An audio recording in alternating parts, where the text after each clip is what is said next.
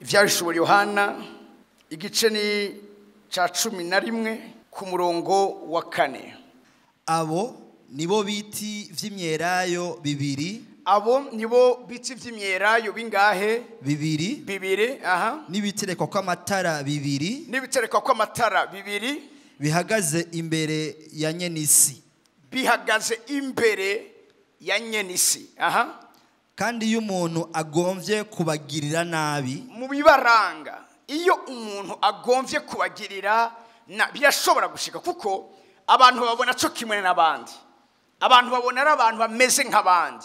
Mugabe birivuze ngo iyo umuntu cyangwa iyo hagize umuntu ashaka kubagirira nabi hari ikintu kica kiba. Aha. Kandi iyo umuntu agomvye kubagirira nabi umuriro ubava mu kanwa. Umuriro ubava mu kanwa ugaturira abansi babo. Ugaturira abansi babo. Kandi umuntu niyagomba kubagirira nabi uko niko akwiye kwicwa. Uko niko akwiye kwicwa. Wavuze ngo ugomba bagire nabi, hariho urupfu rwamaze gushigwaho. Birivuze ngo uko niko uwo muntu akwiye kwicwa. Komeza. Abo bafise ubushobozi bwo gukinga ijuru. Abo bafise ubushobozi, nimumve neza bano bantu. Bafise ubushobozi bwo gukinga ijuru. Ngaruke gatoya. Muri abariko baravuga harimo Eliya. Bamwe baravuga ko ari Eliya na Mose. Mugabo abandi biga ibijanye n'ibihe vy'iherezo canke ibijanye na ivyigwa apocalyptique bavuga yuko uyu muntu wa kabiri ashobora kuba ari Enoki. Bafatiye ko Eliya ntiyapfuye so kimwe na Enoki nawe nyene ntiyapfuye. Mugabo tanza kuvuga kino kintu. Eliya Bibiri tubwira mu gitabo cya Yakobo igihe yafata ingingo yo gukinga ijuru kugira imvura ntigwe. Bibiri ijambo ry'Imana tubwira ngo Eliya yari umuntu nkatwe. Vyumvikana neza yuko ico Eliya yakoze yagikoze nk'umuntu w'irembo. Hari abandi bantu b'amarembo basura gukora ico Eliya yakoze. Ushikanga turi kumwe. Hari umuntu ashobora kutubibaza no ibi nivyo mu gihe cy'iherezo iki ni gihe cyo gukora kwa Antikristo. Ego mugabo nimba Eliya Bibiri tubwira mu gitabo cya Yakobo igice cya 5 ko yari umuntu nkatwe agasaba yinginga Imana. Ibi turose kwibona mu mwanya. Ugusenga kwa Eliya uko Eliya yasavye Imana kugira ngo imvura nigwe niko kandi yagarutse asaba Imana kugira ngo imvura igwe. Yakobo ariko aratwigisha atatubwira ngo yari umuntu nkatwe.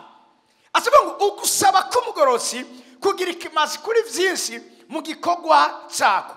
Mu yandi mazambo hari abantu iyo basenze muri Amplified bavuga ngo ugusenga kwabo gutuma ubushobozi bw'Imana buca buba disponible. Imana ishimwe cyane. Alleluia. Aha, komeza.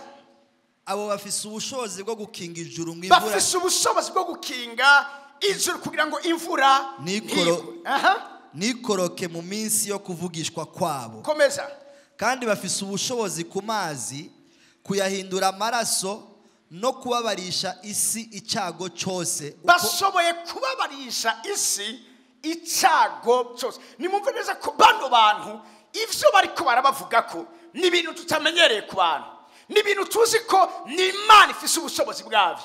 Ni Imana ishoboye kubikora. Nta undi tuzi ari responsable y'ukugwa kw'imvura. Mugabo hari abantu hano muri nosi ashobora kudesida k'imvura igwa cyangwa imvura ntigwe. Ashatse kubabwira ko aba bantu si abantu gusa. Aba bantu ni inzego n'amarembo.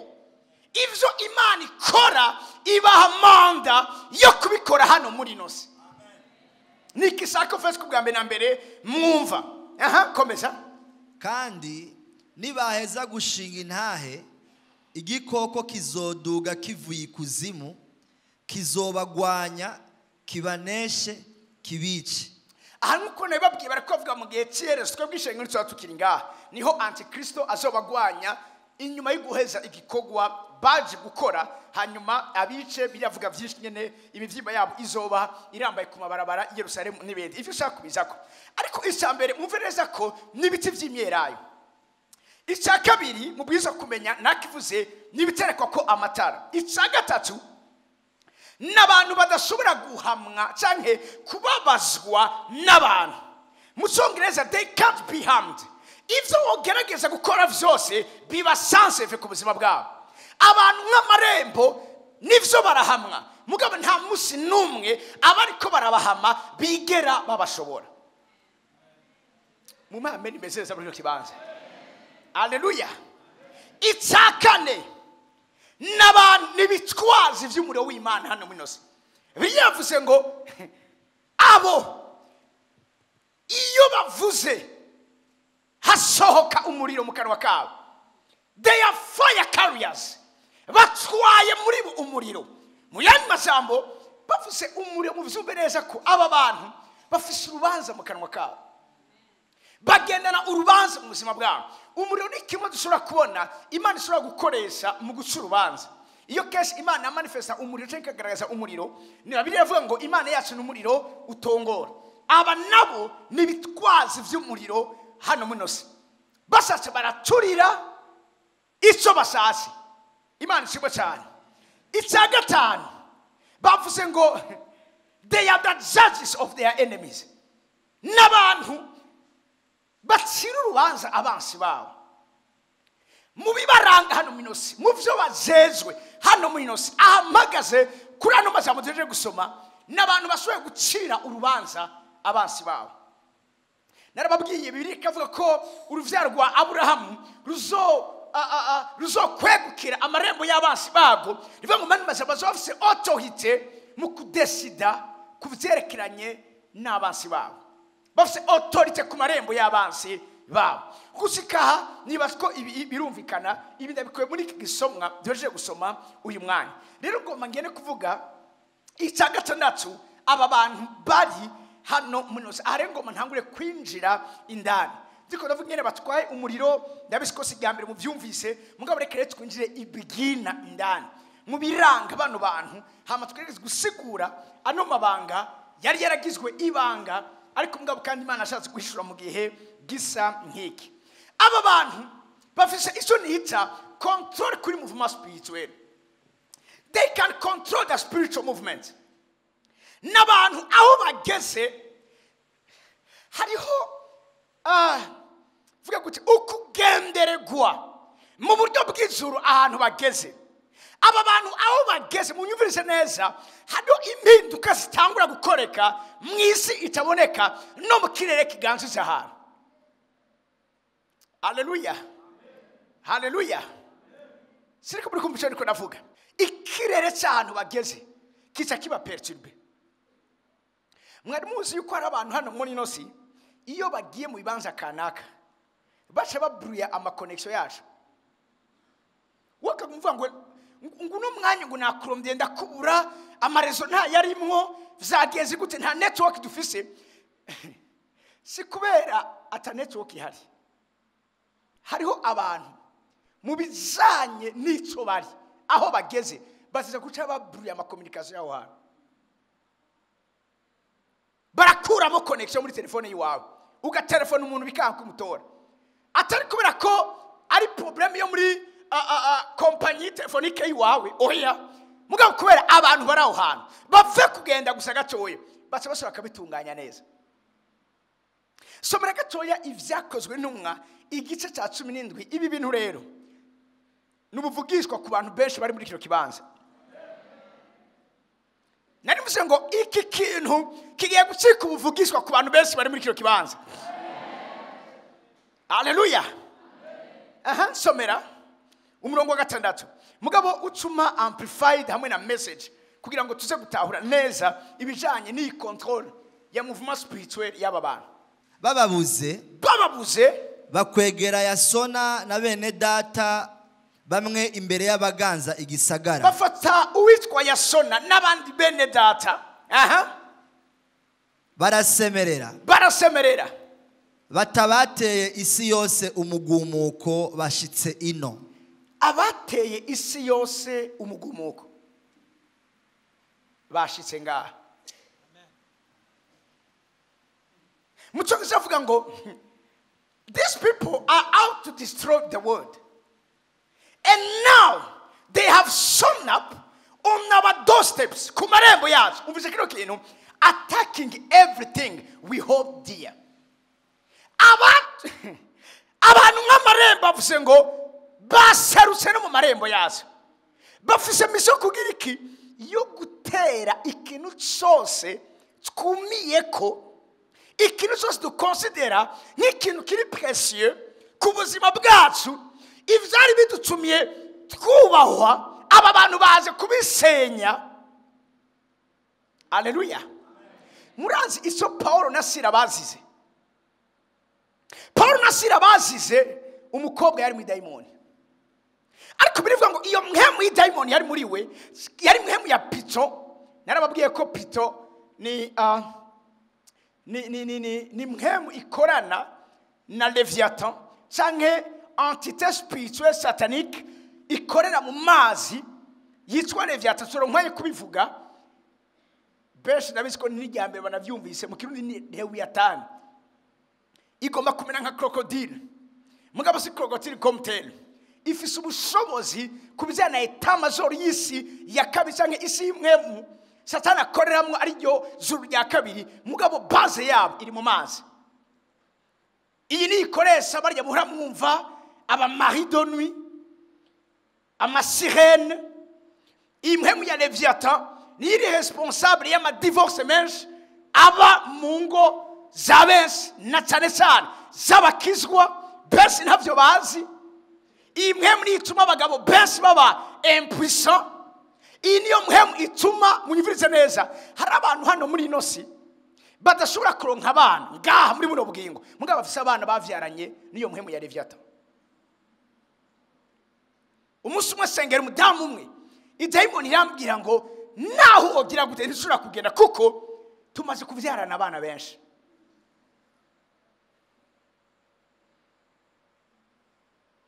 Umuntu akarota mw'ijoro, babwira indoto nyinshi mugira zirafise isiguro mu isi y'imwemu. Ukarota waraciye, mugabo ukarota wasamye inda. Hari abarota bavyaye, mugatari bijanye no masezerano n'iki ko beje ndavuga ngo ninde y'amasezerano, si bisose bari y'amasezerano.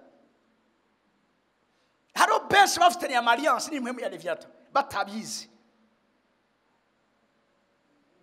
Alléluia. Alléluia. Genda Actes chapitre 16. Murabe gatoya imwemu ya Pito. Ariyo mwemu ikwana Leviathan. Ikiriso Paulo na Sila bazize. 16. Bukeye tugiye aho basengera, duhura n'umwigeme arimwo dayimoni aragura. Ufirisa bahura n'umukobwa arimo daimoni agira iki? Aragura. Aha. Yaratungishije bashebuja cyane kubwiyo ndagu. Ufirisa kuragura kwiwe ntivyatungisha we. Kuragura kwiwe vyatungisha bashebuja. Hari abantu hano muri nosi bakora urudandazwa abantu benshi batazi. Ibi navyo ari kubijanye n'amarembo. Narababwiye usome ivyakuze numa uno murongo bantu benshi batazi, nibasiko benshi banawumenye ngaha. Ivyanditswe Yohana 18 ku murongo wa 13 baravuga ubwoko butandukanye bw'ibidandazwa, mugabo barangize bavuga ngo ushaka kwama gatoya. Aha, somera 13 juste mirongo yanyuma cyane ushaka gusomera 13. Aha, ivyanditswe Yohana 18. Yes. Murongo wa 13. Nibisosa vyitwa mudarasini, nimbazi. Duka gacha kuri 11. Mwumvirize, n'ubwoko bw'abadandaza. N'abadandaza bo kwisi. Bavuze ngo n'abadandaza bo kwisi. N'abadandaza bo kwisi. Aha. Barakirira. Aha. Barakiririra. Ego. Barakiborogera. Bakakiborogera. Kuko atawukibagurira ibishorano vyabo bizanwa mu bwato. Na ukibagurira ibishorano vyabo sanke ibidandazwa vyabo bizana no bwato. Gutu umuntu ashobora kuba afise ibidandazwa mugabo akabirira akabirogera kubera ko atamuntu areka nibagurira. Hamutse mutahura.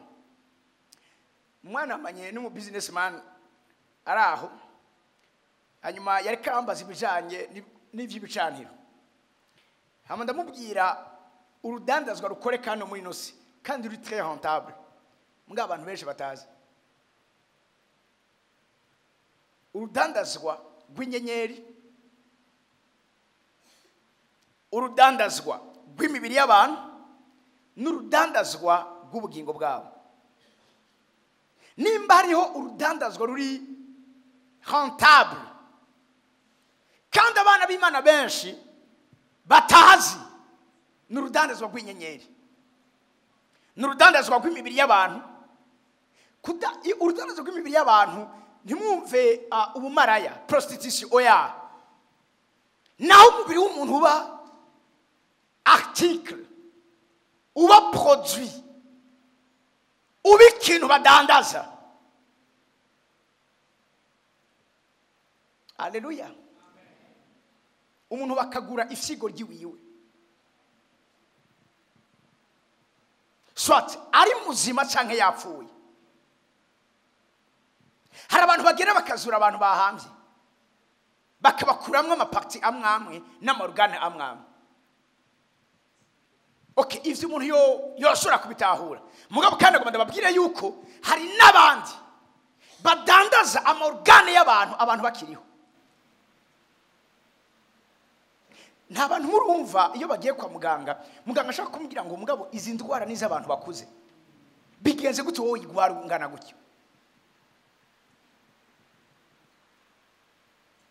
Kuba Imana ihamagara kubijyana n'amadelivrance y'umubwirizwa kubimenya.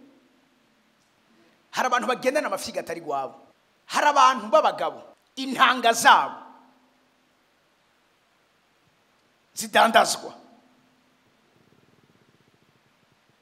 Umunsi umwe sengera umupapa yari umupapa arakiri umusore mugabo akuze agize kugira mariage, yagiye kwa muganga basanga testicule imwe ntayihari afise imwe n'akantu gatoya cyane yibaza ngo ni malformation afise. Mu mamutuma examen yitwa spermogramme kugira ngo bapime ibijanye n'imbuto ziwe, bagiye basanga nta mbuto agira.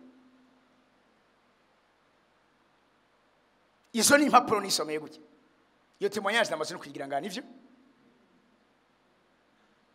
ndamusengera Imana imbwira dukora amasengesho y'imisi 3.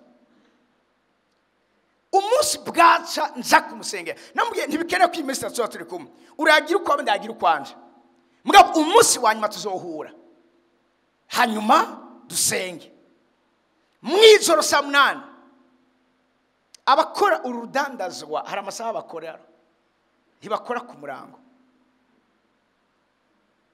bakora amasaha yo kuva minuit. Icyo hari amasaha stratégique yo kubuza ayo matransaction. Muriko munanyva muri kino kibanza, muriko munanyva muri kino kibanza ni kuva saa 7 z'ijoro gushika saa 10. Burya iyo ujabutse gushika saa 10 burya ibikorwa byose babiriko birakoreka bindi bica bihagarara. Aba scientifique baravuga ko saa 10 niho umubiri w'umuntu ugira rodemarage. Saa 10 hari ahantu umuntu aca kurya uzima imashini ikabanza kazimira gasubirika ikaka ugize rodemarage canke restarting. Saa 10 ayo masaha saa 9 saa 10 niho haba rodemarage. Ayo masaha rero yo kuva minuit gushika saa 10 saa 9 saa 10 Situma Yesu aje kumuteramyi wa kane niko birivuga kumuteramyi wa kane. Kumuteramyi wa kane hari saa 9 z'ijoro. Niso gituma Petero bari bazi ibijanye n'imhemu zikorera mu mazi. Niso gituma amubomye yavuze ati urya soyumye ijya n'imhemu mbi. Yesu arababwira si n'imhemu mbi ni jewe. Petero amubwira ati nimba ari we mbwira nze, aramubwira nuze. Ko arabizi ko ayo niyo masaha imhemu zikorera mu mazi, marine spirits ziba ziko zirakora amatransaction yazo n'amamuvuma yazo, haba guhererekana kw'ibidandazwa. amen. Uyo mujene mbwa yarakuze saa munani mpemu yararamvyura arambwira vyuko usengere naka ndasenga ayo masaha ya saa munani saa 9 maze haba ikintu haza umuco mwinshi uvuye ku ntebe y'Imana mera nk'utakaje ubwenge ngwa hasi maze akukanya nja muri trance haza ikiganza mbona kiva mu muco mwinshi cyane kiza kinkora kunda numva Imana irambwiye ngo ejo ugende mubwire ko ndamukijije.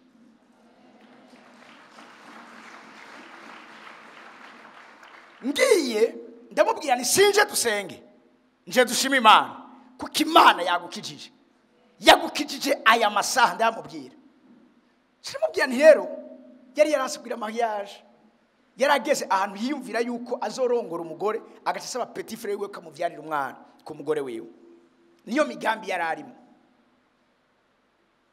Isho gashegenda kwa muganga bapimye baca basanga jamarize Tanzania par millilitre afise 129 millions de spermatozoïdes. Mwibuke ko kare basanze ari 0. Nifuka mu yandi majambo bari baguze umubiri wiwe. Nurudandazwa. Abantu bakagenda ngo ntibavyara suko batavyara no. Baraguze imibiri yabo. Abantu baragura ibitereko.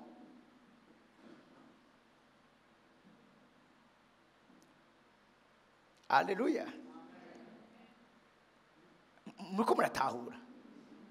Ndabizi ko nibishasha kuri mwebwe. Mugabo sije ndiko ndabivuga. Raba. Barakira bakakiborogera gena handi kuri 13. Nashaka kubereka ko nibidandazwa. Bifise amazina tuzi. Somera 13. Nibisosa vyitwa mudarasini n'imbazi n'imibavu n'amavuta mota neza n'isenga na vino n'amavuta ya elayo n'ifu isetse neza n'ingano n'inka n'intama n'amafarasi n'imikogote n'imibiri y'abantu n'ubugingo bwabo. Mu Gifaransa umvirize. Mu Gifaransa bavuze ngo ubugingo bw'abantu bavuga ngo des âmes ama âme y'abantu d'âme d'homme. Niko bavuze mu Gifaransa? Bavuze gute? Et d'âme d'homme. To hari misha yaguzwe. Muriko muranyumva? Rero dusubiye inyuma wa mukobwa yari mu daimoni. Imwemu ya Pito ngo arasemerera aravuga ngo abana abantu b'Imana ni mubumvire bababwira inzira y'agakiza. Birivuga ngo Paul adurume kuko aramaze imisi myinshi abikora. Nakuna kumwe yari kumva ko uyo muntu ari daimoni. Ari daimoni kirabivuga. Hari commentaire biblique ivuga ngo hari abandi bakozi Imana bari baraje abibagira gutyo nyene ntibigera bamenya ko ari daimoni. Hari ibintu abantu bakora abantu bakabona ari bisanzwe mugabo inyuma yavyo hanyegejemwo abadaimoni. Idaimoni simisi yose zazinzi bivuga ngo turahiye. Hari ama reaction y'abantu aba provoke nimwe mu mbiziri muri. Hari amasaha rakoze mwe muye. Hari amasaha abantu bamwe muri ngaha mushokwa muryamanye n'ingwe muryamanye n'isato muryamanye n'izindi mpemu zindi mutazi wakabona umengo umuntu n'umuntu mugabo si umuntu ame yiwe bayiramprashije. Hari abantu rero mudamu mwaraza arambwira ati je umugabo wanje nta musi n'umwe dushobora kuryama ngo agire ijoro ry'amahoro agire ijoro ripaisible. Uko iminsi yakabaye ararankubita araravuga ibintu ararahekenya ibintu. Hari n'abandi barabaragira amakri umuntu akagira amakri y'inyama aryamye ame yiwe bayihinduye.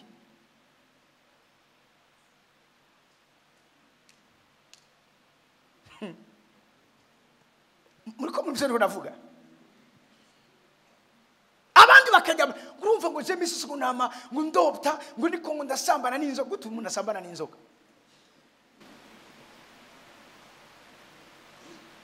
Babwire ibintu biba mu isi imwe birateye ubwoba.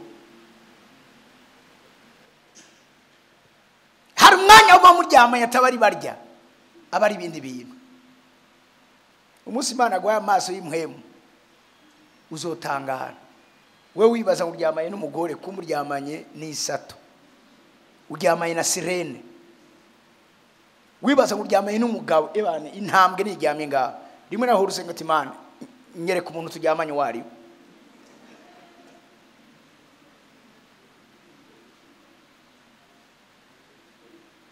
Kaze mu ishure ry'ivy'imwemu.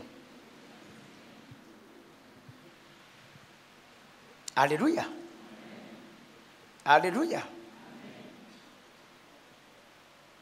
Pastor Thierry yamaze imyaka aryamana n'isato, imyaka 3. Haguruka. Jewe nahawe guhishurwa no mabanga mu ijambo ry'Imana. Mugara abandi babibayemo. Imyaka ingahe? 3. Mumpere microphone. Babwire gatowe. Nishima nari mfise imyaka 8 gushika ku 11. Aho 11 nari nje i Bujumbura. Ariko igihe cyose ndyamye najyama kumpera ko nafise ikibazo cyo gusoba aho ndyama. Yari ingwara yitwa enuresie niko bayita. Ariko mugabo kandi iyo ngwara nivyo abascientifique niko bayise. Iyo si ingwara. Mubiko n'abafise ico kibazo muze kunda sinababwira ngo muhaguruke no ngaha barahari. Nayikize mfise imyaka 21. Agiriwe deliverance apana fasha umuti bamusengeye. Hama abo bikunze gushikira bishika gute urarota? Urota bakiri mu stagiaire.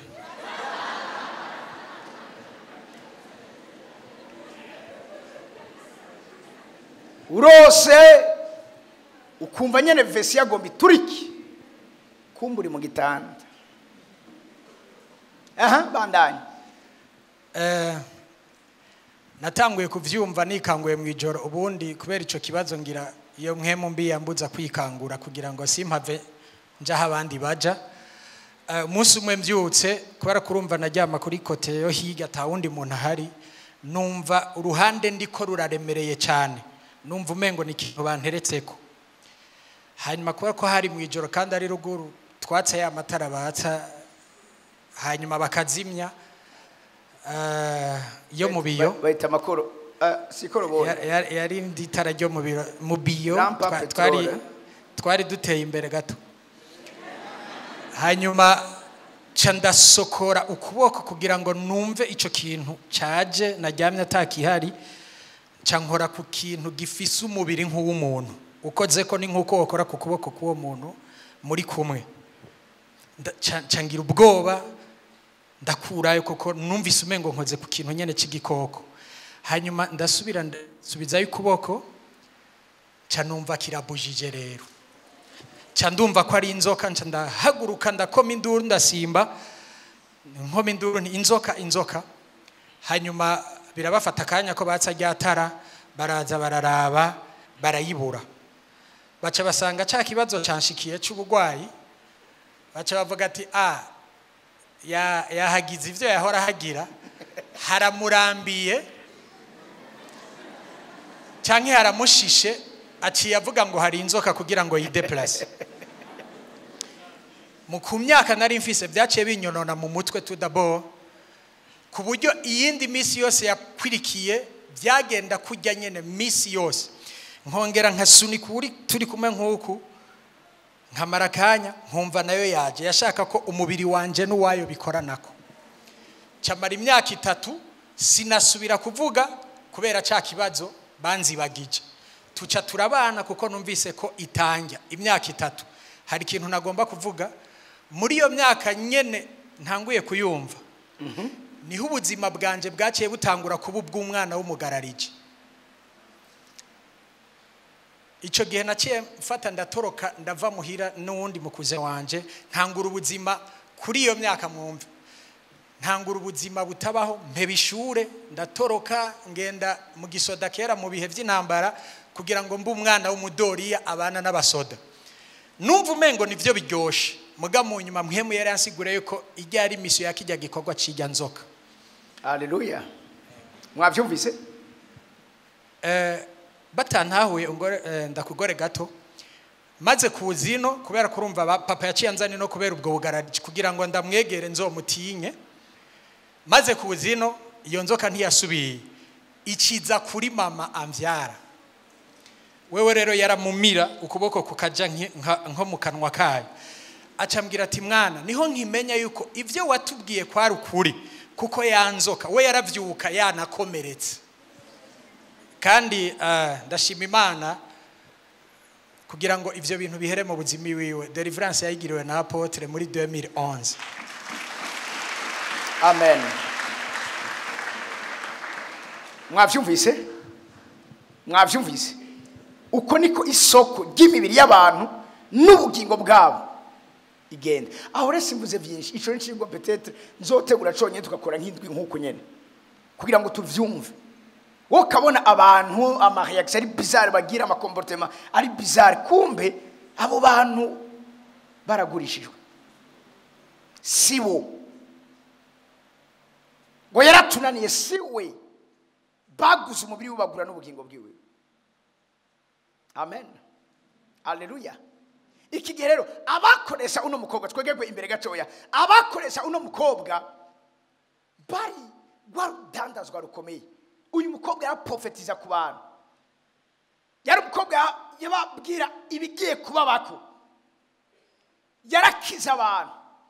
Paulo asenze iyo daimoni muvuyemo. Vya bintu vyose vy'indagu vyari kuri wa mukobwa vyaciye bihera.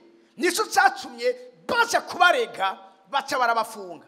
Mugabo kanza muri Imana yatubwiye ngo bababuze bafata Yasona n'abandi bava ngo abate isi umudegarano ngaha batugeze. Muga nakunze kino kintu muri message version bavuze ngo bari ku marembo yacu kugira ngo batere ikintu cyose kidutuma muyivirize neza kidutuma tumererwa neza.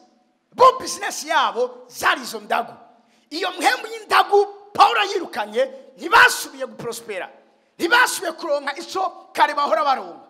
N'iki kintu mission y'abantu b'amarembo nugutera ikintu cyose abakora ivy'amangetengete ama incantation abakora n'isi y'umwijima basanzwe bafise kibahagugira icubahiro cyane gukora ivyo basanzwe bakora byose.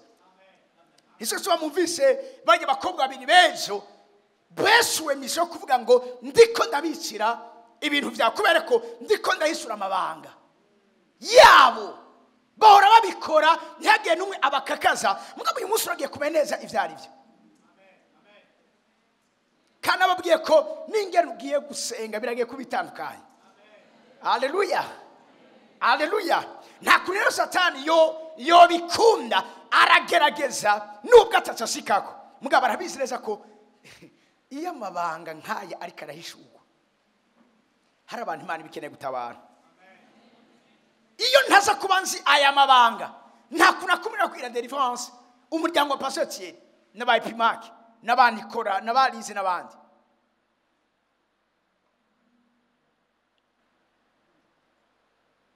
Haleluya. Haleluya. Ndavyibuka tugiye iwabo imutambo harantu twagiye ntori ivu ryaho ndabwiye nti ahantu ico gesira ko jambo mwasha kubwira nti ahantu hari irembo juguruse nta kintu kimwe aho hantu cyari gihari mwana bwiye nti ahantu meze gusengera ivu ryaho Imana irahahumanuye. Imana ebabwira ikintu kimwe ibizoro umwanya wo kubivuga ibifisa amatwi s'abantu gusa sini bikoko gusa igifise izina cyose kirafise amatwi. imana yabwiye ikiyaga wakiyagawe segenyukamwo amafi n'ibifise ubugingo byose byo mu mazi. Ikiyaga kirumva. Muri Yeremiya avuga ngo wasiwe. Imana ibwira isi niwumve. Icyo gihe nabwiye isi. Kuva icyo gihe bace batora Terah. Bace bakora ibarabara ry'aho hantu. Aho hantu hashaba nyabagendwa hasubira kandi gusubira kwimbuka. Kubera iki? Aho hantu hari irembo.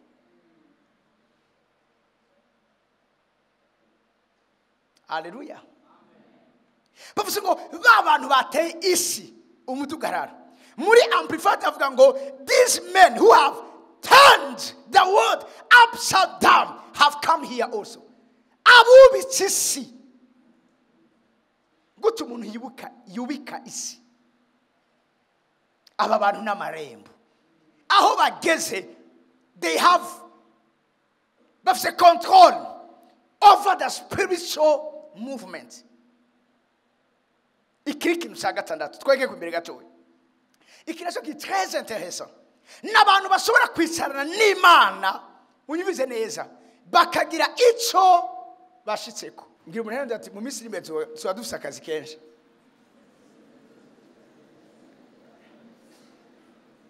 Sirakara mugiti mu Misiri mbere so dufise akazi kenshi. None karabo tuzorungika mu ntara hagati bakamara imisi. Kugeza bugaje amarembo yose.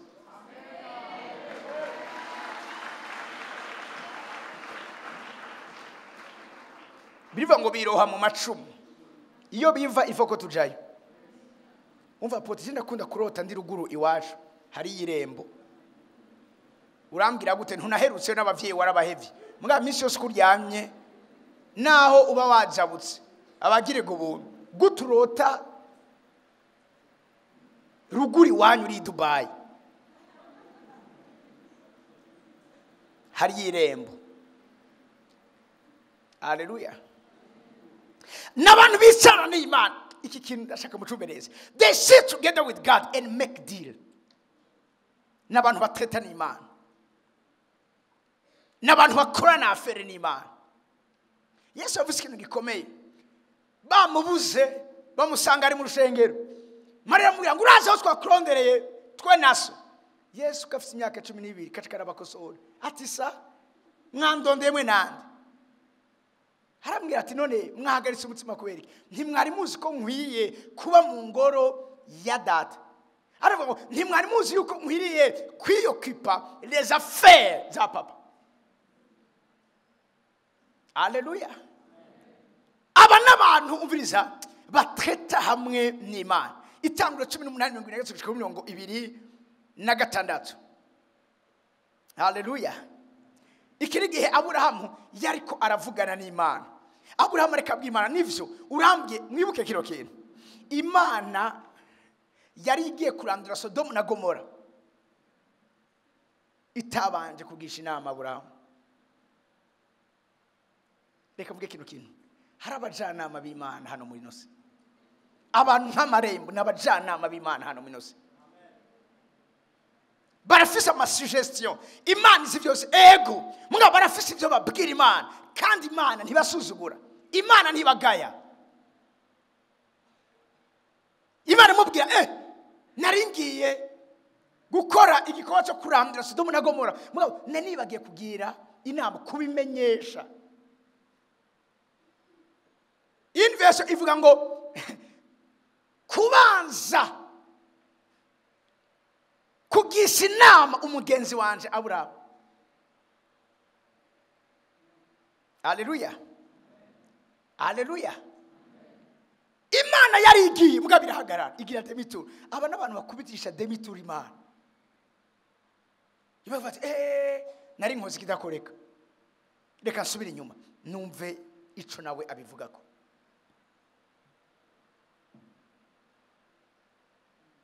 Imana kugira umuntu mu muryango wawe atashobora gukora itabanje kugisha inama. Imana yagendera mubwira ivyo igiye gukora. Abraham approached him and said, wow, yegera Imana. Hamarayi arayibwira, will you sweep away both the righteous and the wicked. Suppose you find 50 righteous people living there in the city. Will you still sweep it away and not spare it for their sakes? Surely you wouldn't do such a thing. Destroying umviriza. Ndabizi. Uni Abraham rekaravuga. Ndabizi. Surely. Ndakuzi wewe ingene wiyumvira. Ndakuzi wewe ingene ubona ibintu. Ndazi ingene ugenza ibintu.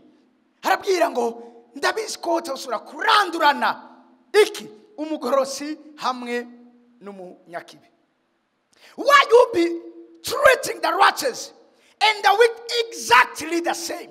Surely you wouldn't do that. Should you not judge all of them?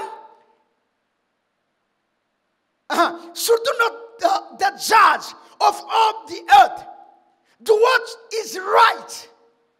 And the Lord replied, Uni Abraham Iman iravuga. If I found 50 righteous people in Sodom, I will spare the entire city for their sake. Ibisivyo byari bifise ibisivyo Imana yari ifise muri yo. Mugaba hari umuntu atanguye kugira iki kwirezona. Hallelujah. Hari umuntu atanguye kuyere kubundi buryo bundi bwo gukora ibintu. Imana cyamubwira ati no sema gusa ko ntaza gucira urubanza bose. Cyangwa nze gusira ku ruhande abagorotsi n'abanyakibi ku ruhande. Ahubwo nkasangayo 50 nkizigisagara cyose. Ariko malheureusement 50 ntibabonetse. Bagarukiye ku 10. Amen. Ariko naho nyene 10 ntibari barimo. Mugabo Aburahamu yatumye Loti n'umuryango wiwe batabagwa. Imana ikugire Aburahamu mu rungano rwa mizina rya Yesu. Amen. Hallelujah. Imana igire abikijije kubera we. Hari abantu umviriza. Hari abantu Imana itabara apana kubera gusenga kwabo. Gusenga kwabo Imana ishaka kukumva nk'induru. Mugabo bo basenze. Imana ikavuga je dois considérer iki kintu bariko baravuga. Loti ntiyari gukira. Loti yakize kubera umuntu nk'irembo yitwa Aburahamu. Yashoye kuja imbere y'Imana. Arabwira Imana, Mana, sinumva yuko wewe nukwenda kuze ko urandurana umunyakibi hamwe n'umugorozi. Amen. Gushika gato turi kumwe. Okay. Reka negegwe imbere. It's umunani. They can stop somebody's life rising. N'abantu bashobora ikina kivuze sinegagura sinifata ko umwanya munini ya. N'abantu umviriza. N'abantu bashobora gukonditiona Imana mu bijanye no guhaguruka kwa destiny y'umuntu. Imana ibwira Samuel, now the Lord said to Samuel, you have mourned long enough for Saul. I have rejected him as a king of Israel. So fill your flask with olive oil and go to Bethlehem. Find a man named Jesse who lives there, for I have selected one of his sons to be my king. Nigige cyatumye Imana itarobanura Dawidi imbere ni kubera ko Samuel yamaze umwanya munini akikararira Sauli.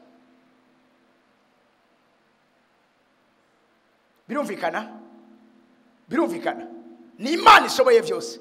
Mugabo hari ivyo idakora itagiye inama n'abantu nk'amarembo canke n'abantu b'amarembo. Hallelujah. Twegegwe imbere ikirero Mana yanje. Oh. Nanifuza ko ufise umwanya munini cyane kugira ngo ndakivuge neza. Abakristo benshi gushika uyu munsi muri kino kinjana turimo bari ko baraba victime yo kutaba abantu batumigwa mu nama nkuru y'ivyaremwe vy'imhemu kugira ngo bafate ingingo zibigiye kuba.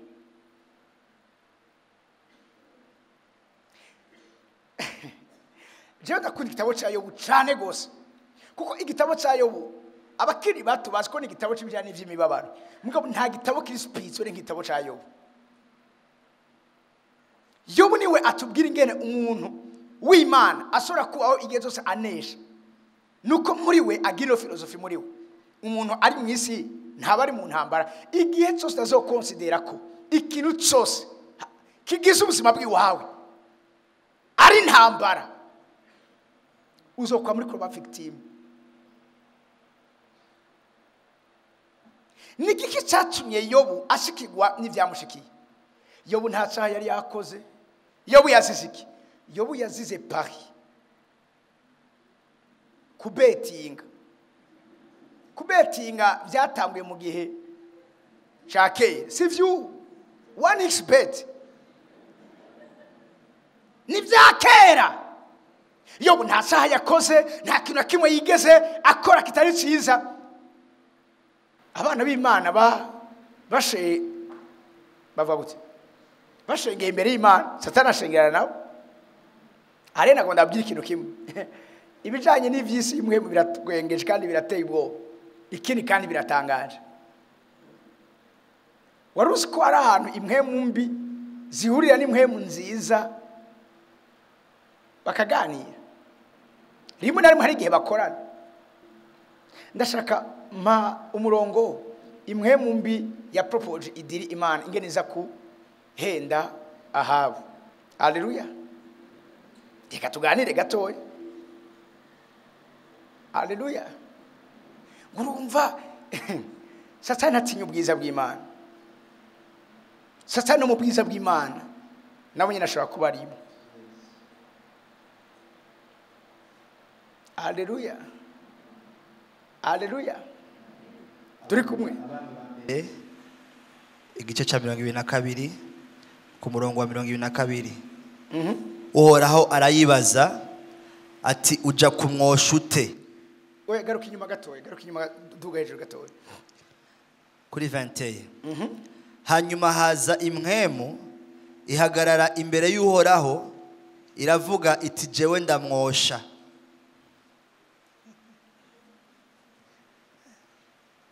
Hinge gato tugira ngo bavyumve neza. Kuri 20 maze Uhoraho arabaza. Era kuri 18. Umwami w'Abisirayeli abarira Yehoshafati. Ego. Ati sinakubariye ko atogira ivyiza avugishwa kuri jewe atari ivyago. Ahabu yari umuntu mugabo ntiyari we. Ahabu yari yararengewe n'umuntu w'irembo yitwa Yezebeli. Amutuma abo umuntu yiziba amatwi akanka kumva inama y'Imana. Munyuma bari bakeneye gutera. Ngabo reka tumanze Yehoshafati ari umuntu w'imwemo. Reka tubanze dusiguza Imana. Twumvirize kizobana natwe. Hama abandi bose kwera go ivyubahiro bashaka kunezereza abakomeye bose bavugishwe vyiza. Mugana baza ati nta wundi atari witwa Mikaya. Muganga ati uyo naho muhamagara ntaco aza kuduha uyaranzira. Mugabo itsatuma amuzira sikubera ikindi. Aba bantu impwemu zabo zamaziko zirakirana igihe cyose. Yamari karagwana impwemu ya Yezebeli. Ambwa ati naciza ashobora kuvugishwa. Gutavugishwa ivyiza atavyiza bihari. Ati mugabo upfa kumuhamagara. Nawe araza atangura kumubwira ati ni mugende orazo bana nawe ati vugisha ukuri. Haleluya. Haramubwira toke ushaka mvugisha ukuri. Mikaya arongera ati none rero niwumva ijambo ry'Uhoraho mbonye Uhoraho avyagiye ku ntebe yiwe ingabo ku murongo wa 19 ingabo zose zo mu ijuru zimuhagaze iburyo n'ibumoso maze Uhoraho arabaza ati ninde yogenda koja Ahabu ngo aduge Iramoti Gileyadi agweyo. Imana ikirarondera ukungene Ahabu apfa. None Imana inaniwe no guhagarika umutima wiwe. No hari protocol ibwizwa gukurikizwa. Imana yari yaniwe no kwica Ahabu. muga bivanye n'ukugene Ahabu yasizwe amavuta yo kuba umwami. Imana ntiyicuza ingabire yayo. Nicyo gituma ntimuze mutangara, hari abantu babaye deconnected n'Imana muga baguma bakoreshwa nayo. Imana ntiyicuza ingabire yayo. Imana ikirarondera icotuma Ahabu apfa. Muga mu buryo buri ligo, buri legal. Kuko Imana ize ngo ihagarike umutima wiwe, sukubikoreka. Hamwe rese meme nivyo. Ahabu yaramaze kugera kure mu bijana na idolatry. Nawe ubwiwe yamaze gucika irembo. Imana yafise kungene idiringa n'amarembo y'abantu. Imana irabaza.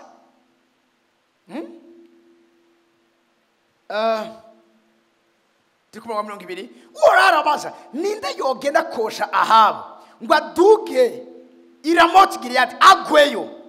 Nuko umwe aravuga asira ukwiwe uwundi ukwiwe. Mwumvirize 20. Hanyuma haza imhemu. Hajiki imhemu. Hajiki Imhemu. Ikijo nitariro conseil spirituel. Hari inama iri kiraba. Hari igikorwa kigomba gukoreka. Bamwe bavuze, aba bavuze munyumvize neza. N'abantu bafise imhemu z'abantu. Mwani majamu n'abantu. Ariko mugabo kandi hari n'imhemu ije. Muri conseil spirituel, this spiritual council. Hariyo abantu bafise imibiri nkuko kwaje. Mugabo kandi hariho n'imhemu zitagira imibiri. Hari gihe biba ngombwa yuko duseja twese. Hano bari abantu plus Imana n'imhemu mbi. Haleluya. Umwe yavuze undi aravuga Imana yashima inama yabo bantu. Hanyuma haza imhemu ihagarara imbere y'Uhoraho iravuga ati jewe ndamwosha. Uhoraho arayibaza atuja kumwosha uti. Nayo iti ninde yamubajije? Uhoraho. Ntazi vyose kubera iki yarinze aramubaza. Ni inama iri kirabo. Mu nama umwese arashikiriza ivyiyumviro vyiwe.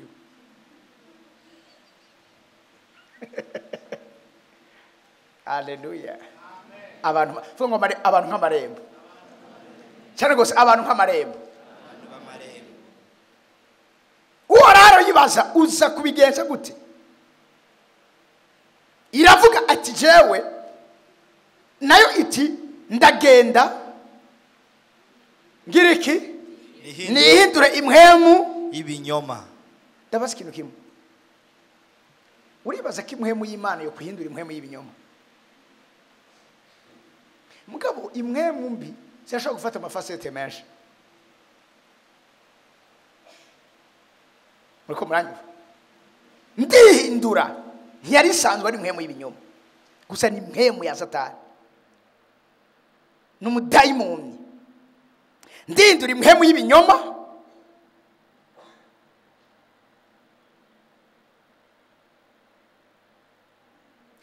Mukanwa kabakamenyi biwe. Nawe arayisura. Nuko uramwosha kandi uzobishobora. Genda ugire utyo. Ninde yamubwiye? Hari amabanga n'amabanga. Uhoraho aremeye ko imhemu mbi igenda gukora igikorwa cyayo. Mugabo ntibizokwitirwa Imana, bizokwitirirwayo. Mugabo niyatanze feve genda ubikore gucyo nyene. Kandi Imana kivuga ngo uzobishobora. Mwani majambo sinzorungika abo kukubuza. Ndaharuye inzira, ndakubuye inzira. Uzobikora uko nyene ushaka kubikora. Isiragenda. Amen. Nuko rero eherabo Uhoraho ashize imwemu y'ibinyoma mu kanwa kabakamenyi bawe bose kandi akugeneye ibyago. Maze Zedekiya mwene Kenaya yegera Mikaya amukubita urushi. Aramuza ati iyo mhemu y'Uhoraho yaciye hehe mu kuva muri jewe iza kuvugana nawe? Mikaya aramwijura ati uzoba urabimenya ku munsi uzokwitera haruguru mu mpete winyegeza. Ukunyene yabimubwiye. niko byagenze. Aha ni kugira ngo ntituvuge byinshi. Haleluya. Mwabyumvise? Abantu nk'amarembo bafite droit, bafite accès muri conseil spirituel. Barasyeja. Burya iyo Yobu aza ku Yobu icago yagize nuko Imana irateranye hamwe na Satani baravuga ivyiwiwe, Yobu ntiyatumirwa canke ngo yitumire. Hama barafata ingingo kandi ingingo bafashe nivyo vyabaye. Nta kindi yazize. Yazize inama ivuye mu nama nkuru y'ivyaremwe vy'imwemo. Reka ndege imbere gatoya. Zaburi 82 ku murongo wa mbere. Amplified version. Haravuga ngo God stands in the divine assembly. He judges among the gods, divine beings. Aba bantu bameze nk'utumana. Aba bantu no tumana. Ndugijwe gatoya. Bavuze ngo Imana ihagaze mu ikombe ryayo. Mugabo muri Amplified bavuze ngo ihagaze mu ikombe ry'izindi mana. Izo mana mwibaza ko ari izihe? N'abantu b'amarembo. They are the small gods. Imana ibwira Mose kuvayo igice kinini ku murongo wa mbere, genda ndakugize nk'Imana imbere ya Farao. Icyo Mose yakoze cyose yagikoze nk'Imana imbere ya Farao. Ninde yamugize Imana? Ni Imana. Genda Yohana 10:34. Yesu arabishura. Yesu arabishura Ati mbega ntihanditswe mu vyagezwe vyanyu. Ntihanditswe mu vyagezwe vyanyu. Ngo navuze nti muri Imana. Navuze ngo muri iki? Muri Imana. Imana ihagaze mu ikombe ry'izindi mana. Hari ahantu Imana ishobora kugira kwicarana n'izindi mana, ari bo bantu b'amarembo. Birivuga ngo igaca urubanza. Mu Cyongereza bakoresheje ngo divine assembly, kujya hora bavuga ngo assemblée générale. Cyane kujya muramumva ngo ujya kora muri assemblée, mu nama nshinga amateka. Hajya niho bafata ingingo z'ibijyanye n'ubuzima bwacu. Hari n'abandi bantu aribo bahindutse amarembo hano muri Inosi bicarana n'Imana, hama bakagira iki bagafata ingingo zibigiye ko baraparticipa muri conseil spirituel. Imana igoye kuhora uparticipa muri conseil spirituel. Haleluya. Haleluya. Abantu barateye ubwoba. Abantu nk'amarembo.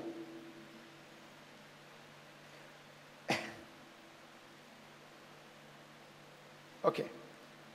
Kumbuza umwanya. Reka nzina nyingisha. 10 bashobora gukora ibidasanzwe canke gukora ibidashoboka, nk'akarorero guhagarika izuba kurenga. Yosuwa 10:12. Yosuwa aramaze nababwiye abantu nk'amarembo arabizi neza ko Imana nta mushusho isiga. Vuga ngo nta mushusho, nta kabati. Biba uyu munsi nyene nta birara, ejo hazoba hari ibindi. Yosuwa Imana yamubwiye nk'umuntu nk'irembo. Imana yamubwira nta uzoshobora kuguhagarara imbere. Yinvese ngo nta kizoguhagarara imbere. Vyumvikana ko si abantu gusa, mugabo kandi n'ibintu navyo nta kizomuhagarara imbere. Yosuwa aragwanya, ari umugwanyi. Mu nyuma izuba rija kurenga, Imana yari kiramuha insinzi avuga ngo on the day the Lord gave the Israelites victory over Amorites, Joshua prayed. Yinvese ngo Joshua command. in front of all the people of Israel. He said, let the sun stand still over Gibeon, and the moon over the valley of Ajalon. Mwari bwigere mumva umuntu ashobora guhagarika izuba n'ukwezi? Ariko Yosuwa yarabikoze kubera iki ni irembo. Abantu bashaka gukora ibidashoboka. They can do the impossible. If abantu babona ko bidashoboka, for them birashoboka. Hallelujah. Imana iguhe ku mugabane wo gukora ibidashoboka mu izina rya Yesu. Hallelujah. 11 gushika ngati birumvikana bafise ingene bakora ibintu mu buryo busiga ubwenge. Umunsi umwe numvise témoignage n'umubishop wo muri Kenya, hari mikora cy'ikanguro cyo kirabera muri Kenya. Hamavuga ukungene hari umugabo w'umuyisilamu yari yaravuye y'ijisho. Sinzi accident yagize ijisho yavaye. Rivuyeyo hanyuma mu gikorane, unyumvirize neza, mu gikorane arakizwa. Ntiyenze umengo yitwa Ismael.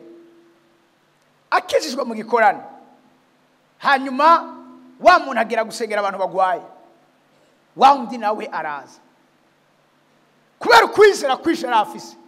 Yarumva neza iyo Mana uwo Kristo ntikikadashoboye, ashoboye byose, nawe ataza kugira ngo amere ijisho.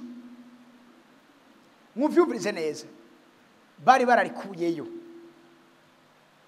nta jisho ryari ririyo. Araza Pastor Moses Ismail ushaka iki? Arambwira ati jewe saka igitangaza cyo kuronka ijisho. Undi nawe amuravye abona afise kwizera ko kumukiza. Kuko ijambo ry'Imana tubwira mu byakozwe no mu gice 14. Ko Paul abonye afise kwizera ko kumukiza. Hari abantu bafise kwizera kubatuma baronka ibitangaza vyabo. Aramubwira ati genda Imana ikuremere irindi jisho rindi nkuko vyizeye. Ismael aragenda, buke mu gatondo ikore cyarabandanye cyaba mu gatondo, agenda kwiyoga mu maso. Aje kwibrosa, haje yose mu maso agize gutya, yumva ikintu. Ismael akaruye gutya, asanga haje irindi jisho.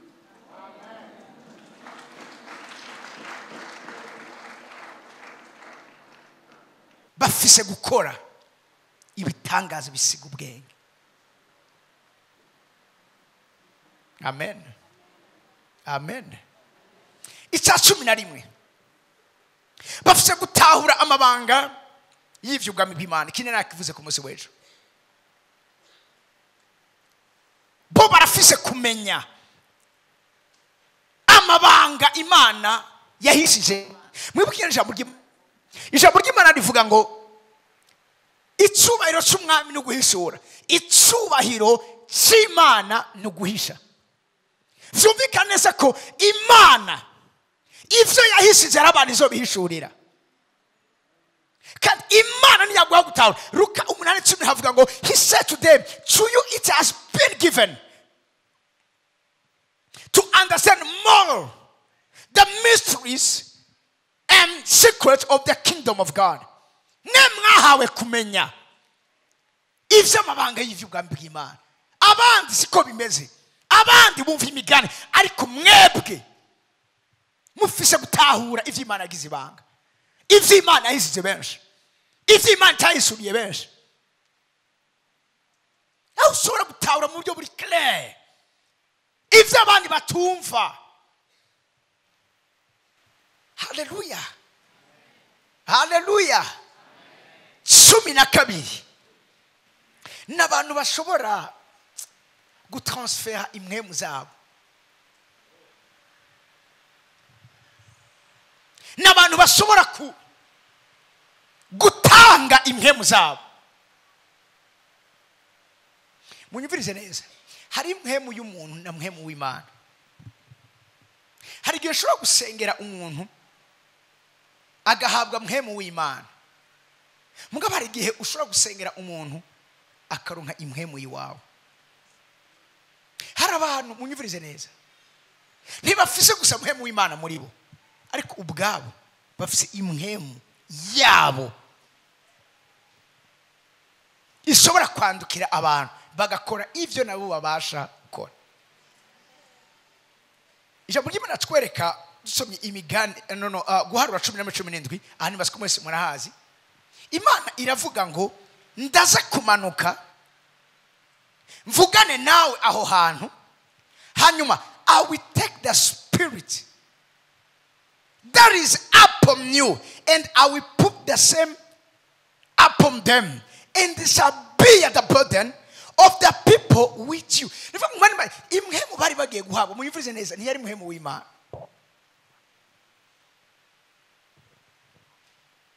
Iki gihe muhemu w'Imana ntiyari bwatangwe, ariko bahawe imhemu. Reka mvuge kintu, bahawe imhemu ya Mose. Mu bijanye n'amabanga y'amarembo, munyumvirize neza, hari igihe umuntu ashobora kuba arimwo imhemu mbi, cyo kimwe nuko ashobora kuba arimwo imhemu iyo umuntu akora n'imhemu mbi. Muriko muvuje ko ndavuga, hari igihe tuderivra abantu imhemu z'abantu.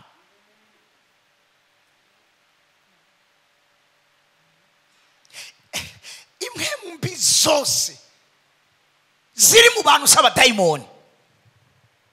Hari igihe usanga umuntu harimo imhemu ya nyokuru wiwe, umuntu akagendera umuzimu. Tuvuze umuzimu tuvuga ngo n'umuntu yamaze gupfa, mugabo imhemu yiwe itaba iri muri Gehinomu, mugabo isubizwa mu isi kuja gukorera mu bamambre bo muri famiye yiwe. Ukabona umuntu ni naka yazutse, ni nyokuru we yazutse, ni tantine wiwe yazutse, ni se wiwe yazutse, ni nyina wiwe yazutse, niwo bavukana araho. Nimba umuntu ashobora kuba posede n'imhemu y'umuntu, nico kimwe nuko umuntu ashobora kwinjigwamwo, munyumvirize neza, n'imhemu y'umuntu w'Imana yacitse irembo hano muri nose.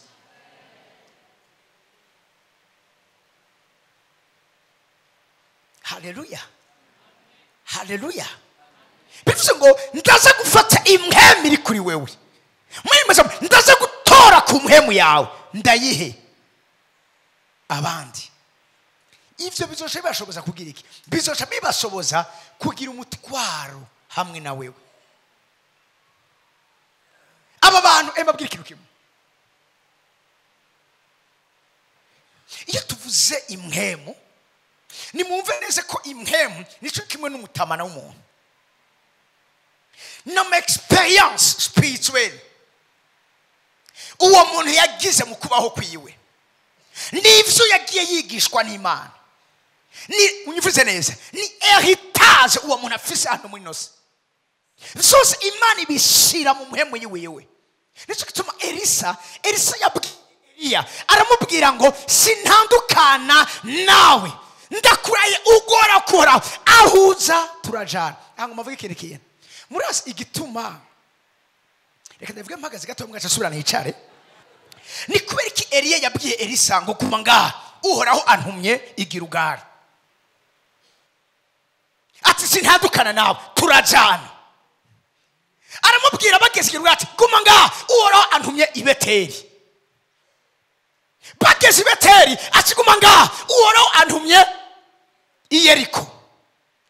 Iyeriko aragenda ati uhoraho antumye hakurya. Kubera ko ivyo bibanza bine vyose Eliya nta namwe mbona Imana yamutumye muri ivyo bibanza, mugabo Eliya yarafise message, uyu munsi ndaza kuza kugutora. Mu yandi majambo Eliya cyamenye neza yuko kugira ngo ashobore gutogwa abwirizwa kurondera irembo ryuguruye.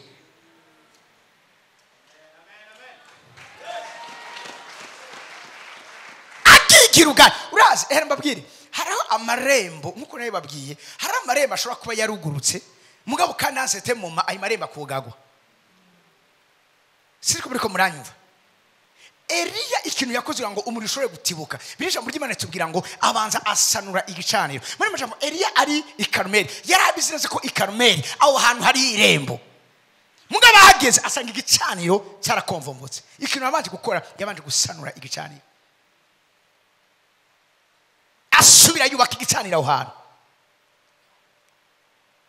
icyo Eliya yabwira Elisa ati uwararantu yari kararondera nihe hari piste d'atterrissage irikirakora murabizi abafata ingendo murashobora kuba mugiye rimwe byarigeze kudushikira tuze kwa Teresa ngayi Bujumbura basatubwira ngo ikirere kimeze neza batubwiye abari i Bujumbura yuko ikirere kitameze neza indege itsirabana twagiye gukatira hariya mu Kabezi tadusubira i Kigali i Kanombe niho batubwiye ati ikirere akimeze neza maze mugwe ngaho nitwasubira kumenya ibizana ikirere cy'Ibujumbura murashobora muhaguruke mugende ico gihe abari baje kunegera ndavyibuka bamaze umwanya munini ya cane gose mu nyuma tkurabura n'amarezo mu nyuma tugeze i Kigali hari batsabitiza carte sim cyo turababwira ati twasubiye i Kigali munaza kugaruka tubabwiye ariko twatse kwa twashise kare no mu buryo bw'impanuko nyene bimeze hari gihe umuntu w'Imana ashobora kugendana akamenya ati ahantu irembo ntiko rirakora ahantu irembo rirugaye ahantu ntiyapasa ahantu ibikunda kijuru twoshobora kwahurira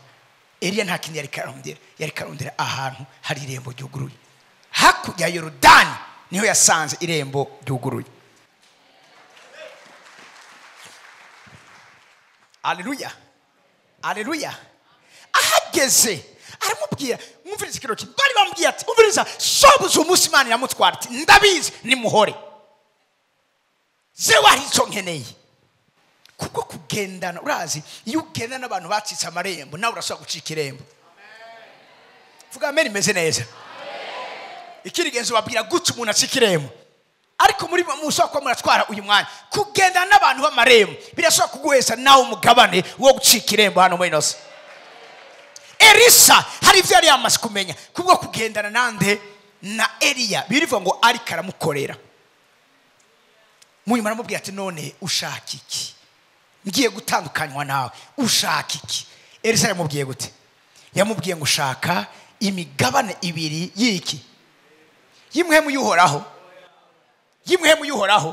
yimwemu yawe muri maze vyabindi vyose wakira vyabindi vyose wamenya ya mavuta yose wa mutamana uri kuri wewe ya notoriete spirituelle office bwa budahangagwa ya etage office ya experience office kwa kunuza amabanga y'Imana ya mwemi y'ubwenge iri kuri wewe ya mikoro yose y'umuhemu kuri wewe vyose ndabikeneye incuro zibiri acha mubwira musavye kigoye yes zari bigoye mugana mubwira muvize ko nsamuhaye aramubwira ati ariko ni wabona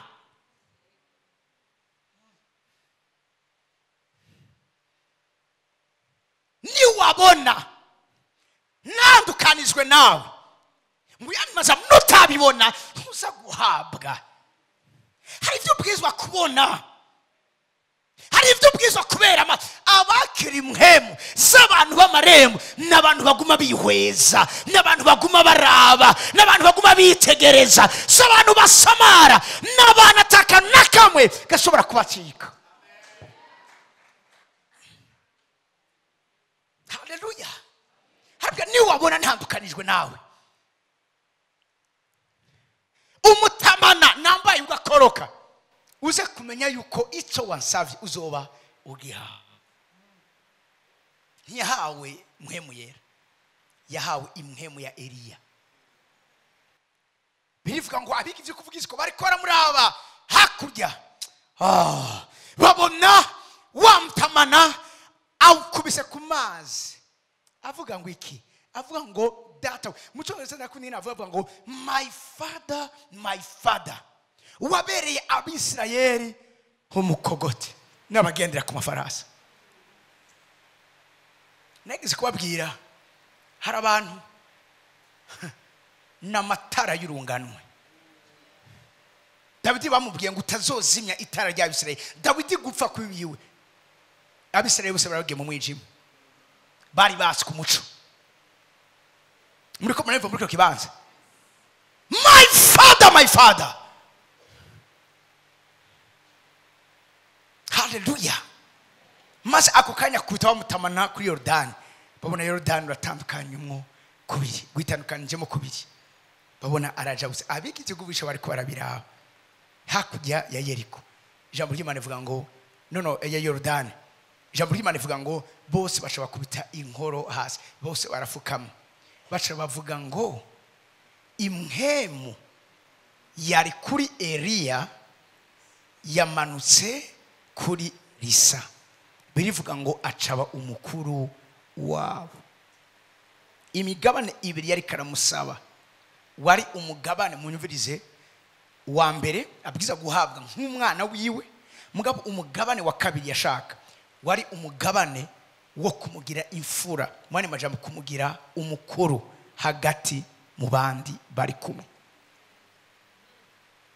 Imana yabwiye Mose mu byagezwe byayo imfura baze bayiha imigabane ibiri, kubera ko imfura niyo ija kuba mu gishingo cyase.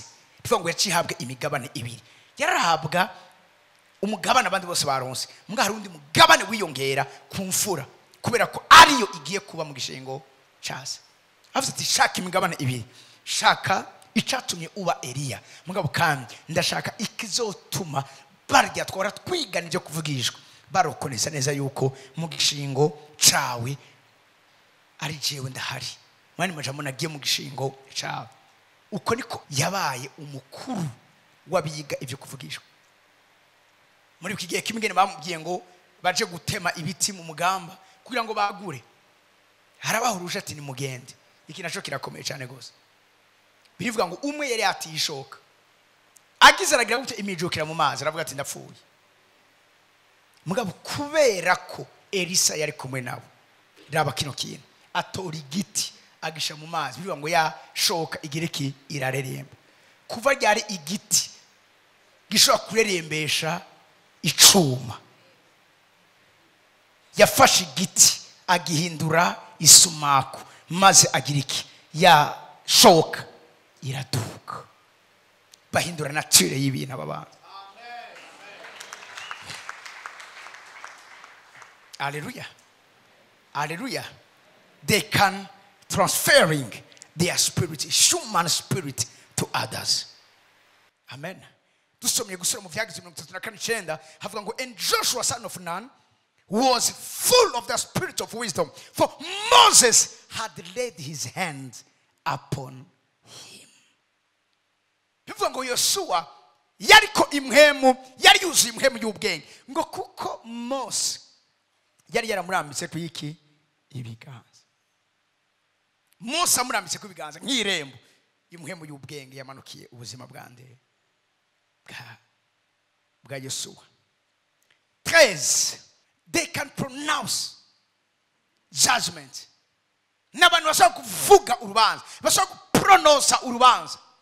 N'abantu bashaka kubugenda ibintu bwiza kugenda, so mu buryo bwiza cyangwa mu buryo bubi. Nikibe twasoma ngo bashoboye kubabarisha isi icyago cyose bagomba.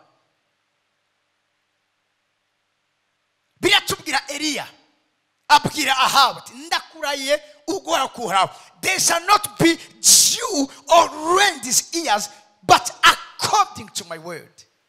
Nta mvura cyangwa ikime kizotonda ngaha ku isi, apana ari Imana bivuze, atari ndabivuze jewe.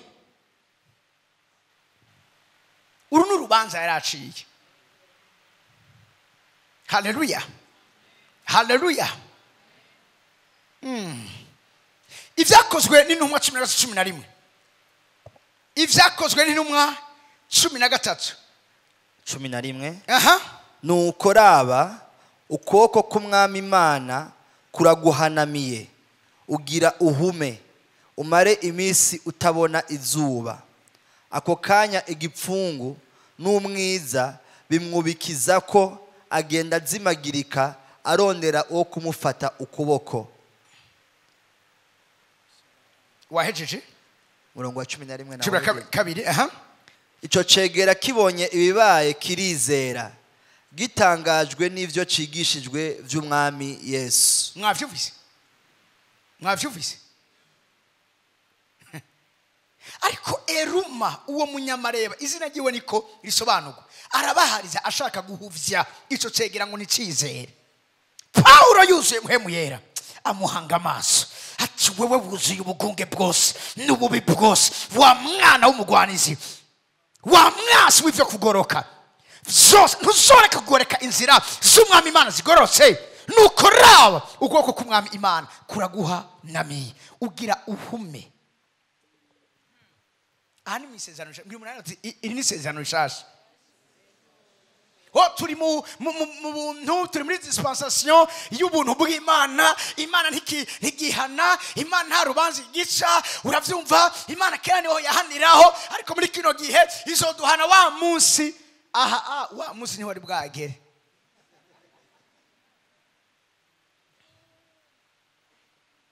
Haleluya.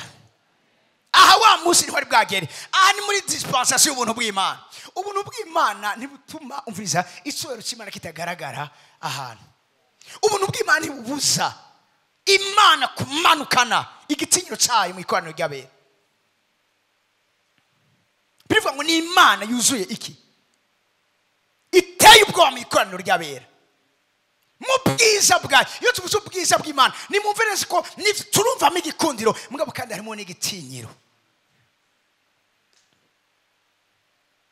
Yuguruye akanwa Paulo ariwe Sauli ako kanya birivuga ngo ako kanya vuga ngo ako kanya ntivyaba nta mushusho ako kanya vuga ngo ako kanya ntivyabaye buke vyabaye ako kanya igifugu n'umwiza bimwubikizako agenda azimagirika arondera ukumufata ukuboko. Ico cegera kibonye kirizera. Cizeye kubera ibintu bibiri ivyo kibonye. Urubanza ruciwe. Icya kabiri, au fait yabonye démonstration de puissance. Rafise uyu muntu arema n'umunyamareba. Mugabo hari undi muntu aje kumukonfronta. Imana iduhe gukonfronta abanyamareba bose mu izina rya Yesu Kristo. Haleluya. Abonye ingene bakiranye yamaremba akiranye. Abona ukungene urubanza ciye rubaye. Bivuga ngo ico cegera kibibonye kica kirizera muga kancomera cizera n'amajambo cyamaze kubwirwa. Hari ibintu bibiri bizotuma abantu bizera muri kirongiye cyacu. Icambere ni ijambo ry'umwami Yesu. Icya kabiri no bushobozi buzoherekeza ijambo turiko turavuga. Ngira umuntu hero ndi wawe ati ubushobozi cyane gose ubushobozi. Apana kugenda gusa uvuga no nabo barasobaye kuvuga hakenewe iki hakene ko tudemontra yuko imwemu dukorana nayo iri hejuru y'izindi mwemu zindi bakorana. Haleluya. Mugihe kigiye kuza tugiye kwanregistra abapfumu bagiye kwihana, abanyamareba bagiye kwihana, Rozi bagiye kwihana. Iyo amen ntiyashikiriye ngaro uva amen imeze neza. Mu minsi iri imbere abahora bumiza abantu ni twebwe tugiye kubumiza mu izina rya Yesu. Haleluya. Nivyo umupfumu avuze ngo ntibishoboka babizana imbere y'uwawe babone bishobotse mu izina rya Yesu. Bitere n'abapfumu kugira iki kwizera. They can pronounce judgment. Narababwiye amarembo n'ahantu inama zo guca urubanza, inama zo gufata ingingo zibera, n'ahantu habera ama decision, n'ahantu biga bakamenya neza ikire kuwa kandi ingingo bafasti aho hantu niyo iheza igakurikizwa. Aba n'abantu bashaka guca urubanza mu buryo bwiza cyangwa mu buryo butari bwiza. Haleluya. Hallelujah. 14. They operate on the highest level of supernatural. Bakorera mu gwego go hejuru rw'ibitangaza by'akabura rugero biteye biteye ubwoba kandi bihambaye cyane. Nuva meni yanyu muri kiro kibanza, ivyo bakora birarenze ibyo tumenyereye kubona. Mu ikanguro ryabaye Azusa Street baravuga yuko rimwe William Seymour wabaye umpe buryo kanguro umwirabure yari afise ijisho rimwe, bari barangiye ko nawe yo kwigishwa ijambo ry'Imana. Bageze kwiga abazungu bamuhindira hanze, akiga ariko arumviriza banse ko yinjira indani, akigira ngo ariko arakura koriza kumba ariko arumviriza. Mu bitangaza byabaye Azusa Street abantu barashobora munyumvirize neza kandi ibi bintu tuzofa tutabibonye.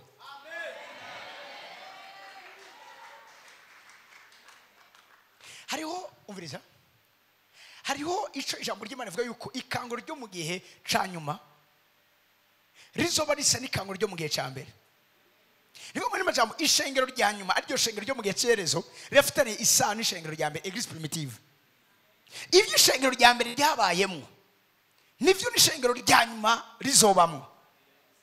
Nimba mu ishengero rya mbere fishe ushobora kuvuga mu ishengero rya mbere hari umugabo yitwa Philippe, kubera urgence y'ubutumwa bwiza Imana yafatika munyikisha ikamutwara mu kindi gisagara, akavuga agakorera Imana, ahezera igikogwa. Ako kanya yagenda ku musozi, ageze ku musozi fise Imana igasubira ikamutwara ntasubire kuboneka. N'umuntu yashobora gutwagwa adafashe indege, Imana ikamutransporta hano ha.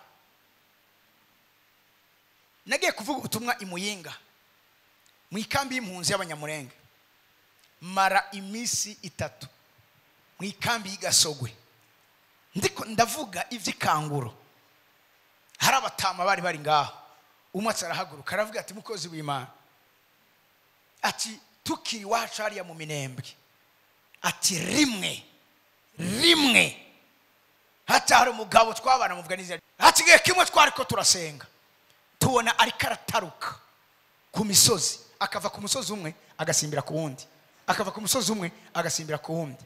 Ati umwana w'umukobwa turiko turasenga ari mwijoro twacanye umuriro, ati agenda ahagarara mu muriro hagati, afata ikara hagati muri wa muriro, ati aragenda cyandika ahantu ababwira ati uku niko Uhoraho agize, ntiyigera asha. Barambwire iyindi histoire, iyo narayikunze cyane. Umumama umwe agenda kuvoma, agiye kuvoma ngo yumva ngo arakumbuye Imana, atafata umubindi wiwe awushira hasi, atagenda ahantu hari igiti aragifata, atereka nsenge gatoya. Ageze ngo arasenga, abo mu muryango bararindira kataha barabura. Umunsi wa mbere, umunsi wa kabiri, ati mayimayi yamwishe. Batangura kugira ikiriyo. Ako ku munsi ugira gatatu basabona araje yikoreye amazi. Baramubaza ati nakuvuye he? Ati mvuye he? Mvuye kuvoma. Ati uvuye kuvoma he? Ati kuri wa mwonga uri harya ahantu. Ati wewe ni uvuye? Ati ego. Ati haheze iminsi 3 twarakurondeye twarakubuza. Arababwira ati mwandondeye gute? Mwebwe sindabasezeye ko ngiye kuvoma. Ati none nubona ko turi mu kiriyo, twari tuzi ko mayimayi yagutwaye, kubera ko haheze iminsi 3 twararombye cyane hose twarabuze. Aravuga ati ariko jewe nari mvuye nga ngiye guseka, ati nibaze ko ataravuga, nibaze ko atari minota 15 maze.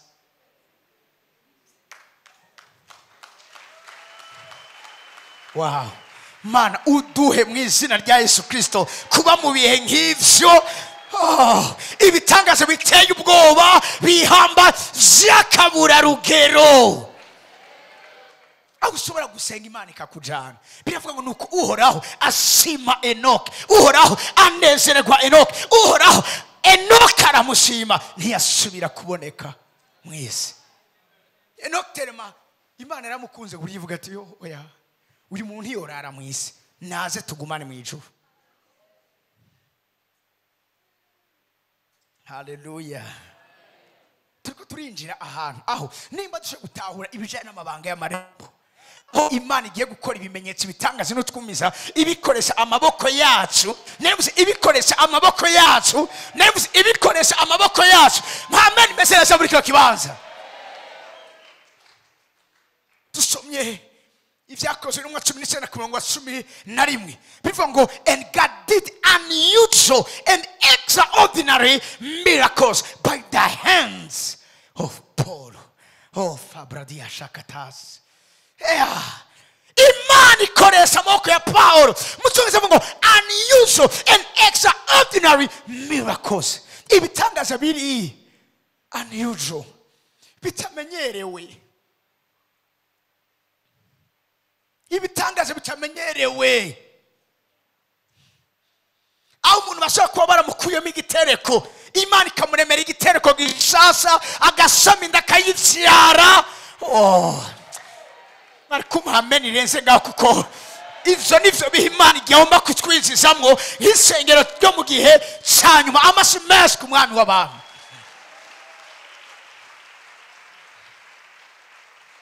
Unusual miracles, extraordinary miracles. Bivuze ngo by the hands of Paul. Tariki ikiganza cyawe cy'iburyo, tariki n'ic'ububamfu, usore mwana majambo timwami Yesu, ndakiriye muri ibi biganza gukoreshwa ibitangaza vy'akabura rugero kandi bihambaye cyane mu izina rya Yesu Kristo. Amashyi menshi ku mwami w'abantu.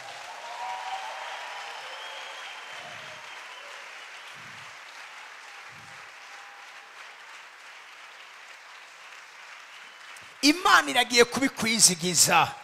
Nanavuze Imana iragiye kubikwizigiza. Imana iragiye kutwizigiza ibitangaza bitamenyerewe, ibitangaza bitari bwaboneke, ibitangaza bihambaye, ibitangaza bikomeye.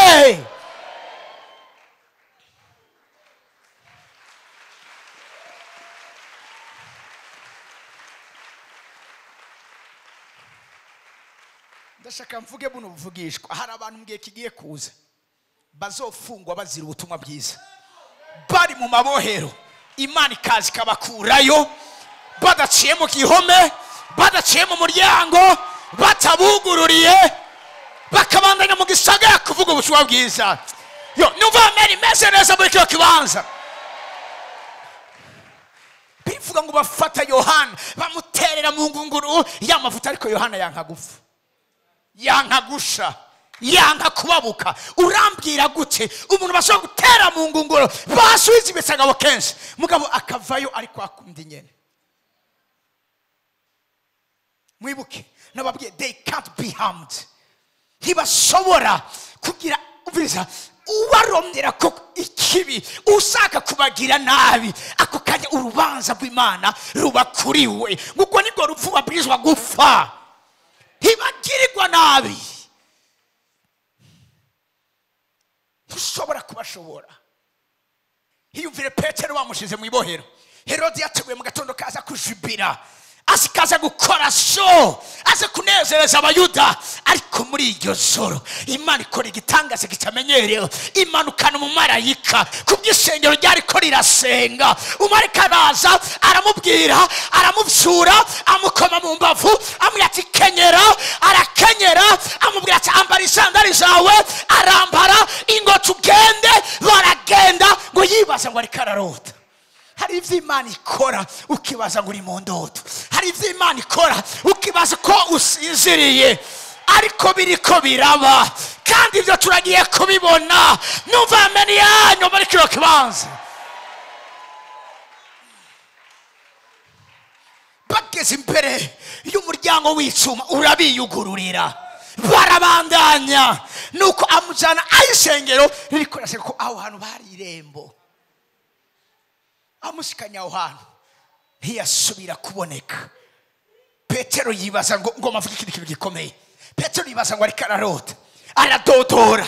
Agakobwa kitwa Rodi kazi kumugururira biranga. Haravuga ati no, Petero turiko turasengera, Petero turiko turasaba Imana ngo imubohore, Petero turiko turasabya kugira ngo Imana imukize inkote ya Herode. Bari babongere Yakobo yafuye, ijambo ry'Imana rirambwira ngo vyanga ko yugura asubira inyuma. Harababwira ati Petero turiko turasengera, hari ku rugi, hari ku irembo. Petero turasengera, ari ngaha. Petero turiko turasengera, yahageze. Baca bamwishyura ngo namba wasaze. Mugabo barigarura, bibuka ko bariko barasenga. Baca bavuga ikindi kintu gikomeye. Baca bavuga ngo namba ari umumaka wiwe. Hari abantu abamarayika babo ari bunyene. Hari abamarayika b'abantu. Hari abamarayika b'abantu. Iyi nkuru negeze kuyumva Gitwaza ariko arashinga intahe. Avugiye kiba sinuka ko hari Swede Norvesi ndahibuka neza. Haravuga ukungene hari umutamakazi waraje gusigurira ijambo ry'Imana. Hama ico gihe aragwara. Haravuga ati none uyu mama ndamubwira gute ko naza kugenda uyu munsi kwigana nabo ijambo ry'Imana. Inyuma yaho mpemu Imana amubwira ngo ndaza kurungika umumarayika wawe. Ndaza kurungika umumarayika wawe. Gitwaza ntiyabishira ku mutima. Inyuma yaho araryama arasinzira. Mu nyuma bukeye aratora mitenda aja kuraba wa mama. Agiye kumuraba hanyuma asaramubwira ngo ko mukozi w'Imana ngo uyu munsi uratandukanye n'ejo. Undi nawe ati ndatandukanye n'ejo gute? Ati kejo wari très calme, kejo wari uhoze cyane, kejo utanteye inkuru nkuko wari ubimenyereye. Aramubwira ati mama umva, ejo jewe nari ngwaye sinashoboye kuza, ahubwo nashaka ni Yesu Kristo sinarosigenda bikubwira. Aramubwira ati mukozi w'Imana ivyo uravuga nibiki? Ati wowe ejo waraje. Aramubwira toya ejo nari ngwaye. Aramubwira tumiriza ejo waraje, atereka ndakubwire. Ati genda zana kantu, ati ngenda kwereka icirwa wanyigishije ejo. Agiye kurabaza gusanga mu manoti Gitwaza yari yateguye aza kumigisha nkuko nobana yateguye ibi. Nivyo yasanze umugore yimuye. Ati kandi waje wambaye ukunukunuku, aza gusanga mu vyumviro vyiwiwe niyo mpuzo yari yateguye kuza kugenda yambaye. Mugabo ntivyakunze ko yakumva yaciye agwara. Munyuma yumva nyene ntibariko barahuza tuke basi reka tubireke, reka twige ivyo uyu munsi. Mugabo munyuma agiye mwemwe yaraza aramubwira ngo nakubwiye gute? Nakubwiye ko nza kurungika umumarayika wawe. Bijya ujya mugore yareka arakubwira ejo waragiye, mugabo ntihagiye wewe, hagiye umumarayika wawe.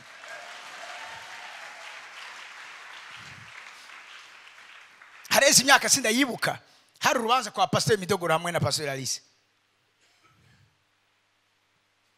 Nari nashatse kujayo birangora sinshaka tumeke bingora ntavyo nibuka. Mugabo yaranyemeje neza ko naje, ambira n'impuzu nagiye nambaye. Cyarambwa ntuzina makuru vyoshoboka harashobora kuba haje mu rubanza.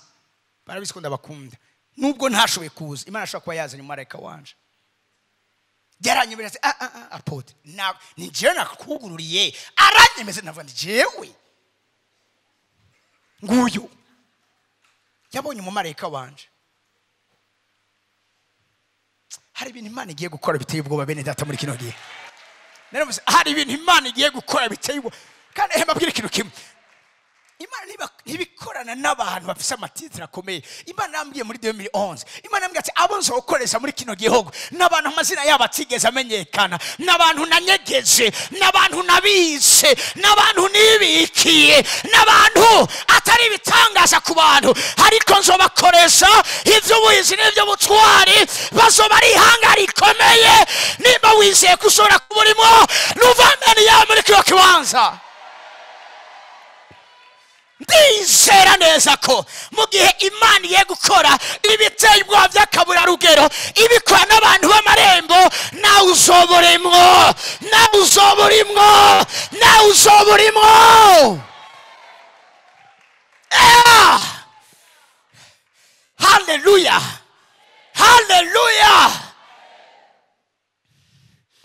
Sinzi ibintu bigiye kuba, ariko Imana igihe cyose yemeka amabanga kana kayisugwa, nuko Imana ibitanze iyo possibility iba yuguriye iryo rembo, ibigiye gutuma ivyo bintu bigiye kuba. Numva amen ya muri kino kibanza.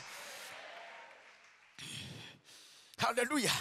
Ibyakozwe 5:15 bavuga ngo as a result of the apostles' work, sick people were popped out into the street on beds and mats so that Peter's shadow might fall across some of them as he went by.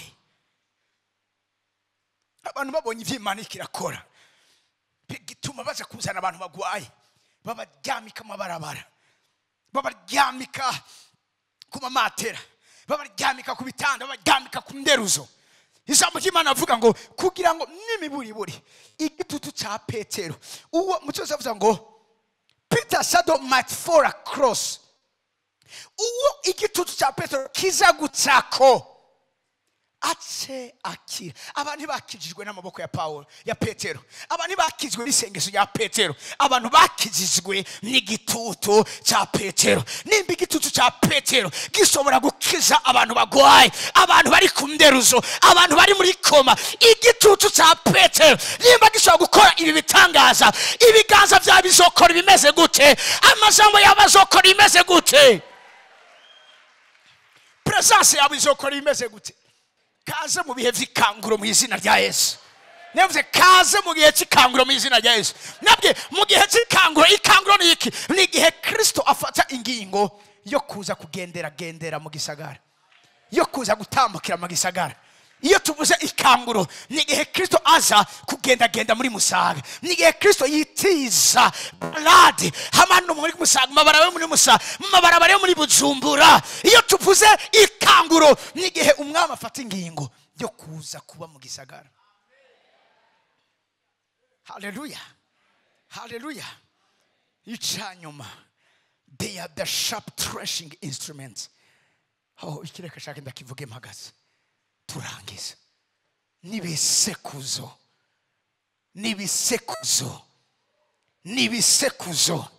aba bantu b'amarembo nibisekuzo. Narivuze aba bantu b'amarembo nibisekuzo. Ntimuri ko murumva aba bantu b'amarembo nibisekuzo. Hallelujah, hallelujah, hallelujah. Raba zo guhindura igisekuzo gisha gikarishe gifise amenyo, uzohuragura imisozi uyinoze, uzohindura uturambi nk'umuguruka.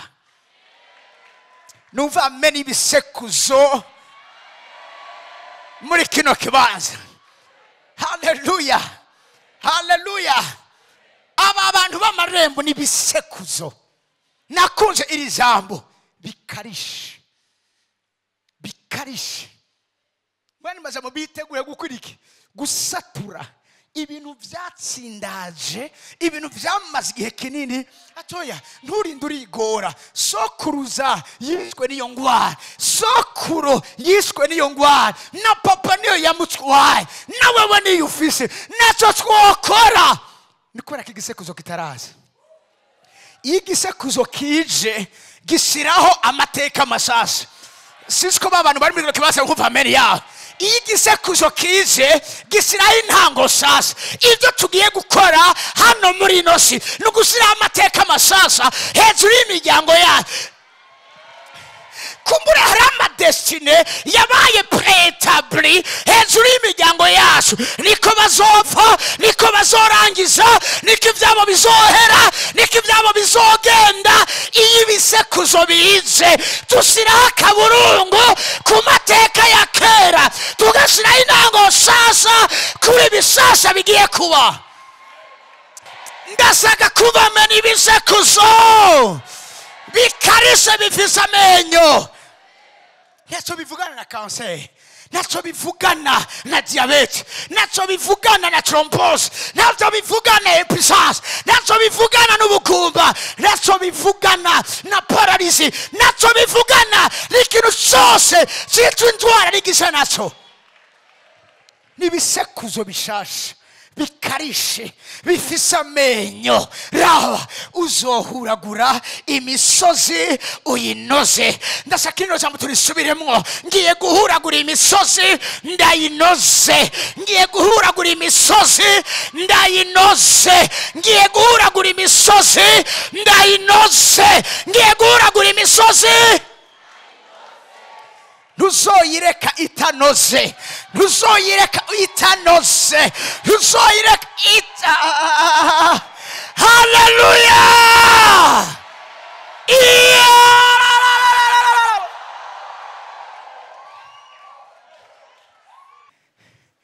Akaruru k'intambara, akaruru k'intambara, narivuze akaruru k'intambara, akaruru akaruru k'intambara. Haleluya, haleluya. Satani atabaza biwe, Satani ahamagaza biwe, ntawe uzomutabara, ntawe uzomwumva, ntawe uzogereza.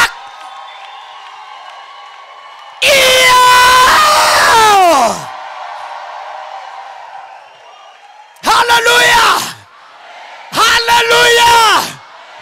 Induru ya Satani igiye kuba nk'induru y'umusazi. Iyo umusazi akomye induru, nta muntu n'umwe avyiyenteresa ko, nta muntu n'umwe biraza ishinga, nta muntu n'umwe bibabaye. Uko niko induru ya Satani muri kino gihe. Imana igiye guhagurutsa abantu b'amarembo. Muri kino gihe Imana igiye guhagurutsa abantu b'amarembo. Amen. Haleluya. Vuga uti ntawe uzomutabara, ntawe uzomutabara, ntawe uzomutabara, ntawe uzomwumva, ntawe uzomufasha. Babwire ikintu kimwe.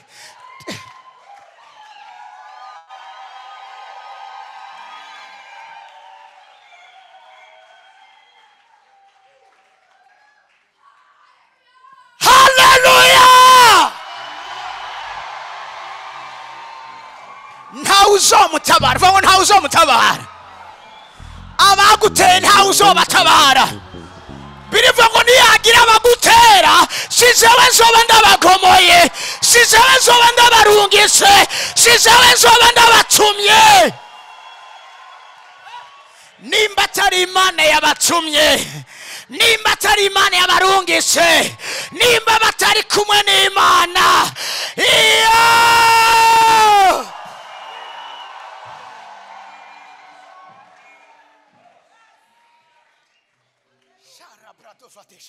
haleluya. Urazi gukubita umusuma atawe umutabara, urazi guhana inkozi y'ikibi atamuntu n'umwe ariko arumva amaborogo yayo. Icyo nicyo gicapo kibigiye kuba hejuru y'ubuzima bwanyu. Icyo nicyo gicapo kibigiye kuba hejuru y'ubuzima bwanyu. Kuko atari Imana yabatumye, kuko atari Imana yabarungitse, kuko atari Imana yabakomoye. Tugiye kubahana tubasize imbere yabo ibyo bakoze uko bigenda bikurikirana. Ibyo urabikora ngaho ukibaza ngo muhanye nawe rwose, ariko nzoguhana mbisize imbere y'amaso yawe uko bikwiri.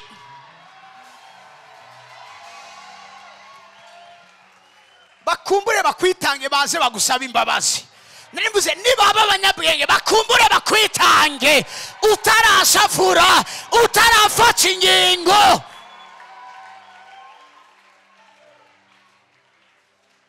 Haleluya. Hari igihe abantu b'amarembo iyo bamaze guca urubanza, niyo woza imbere y'Imana biba vyabaye ivyarengeranye. Muri hanga riteye ubwoba kandi rihambaye cyane, muri hanga riteye ubwoba kandi rihambaye cyane.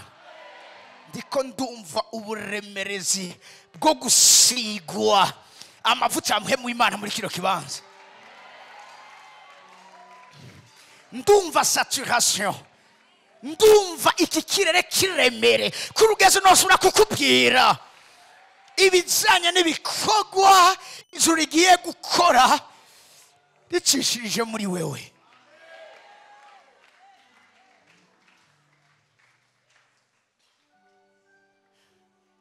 Ntawe uzobatabara. Mbwira umuntu ati ntawe uzobatabara. C'est trop tard ko babatabara, c'est trop tard ko babatabara. hamaze kurengerana ko bagira icyo babakoreye. C'est trop tard. Hamaze kurengerana, hamaze kurengerana ko bashobora gusura kwiyumvira ingene bo hamaze kurengerana.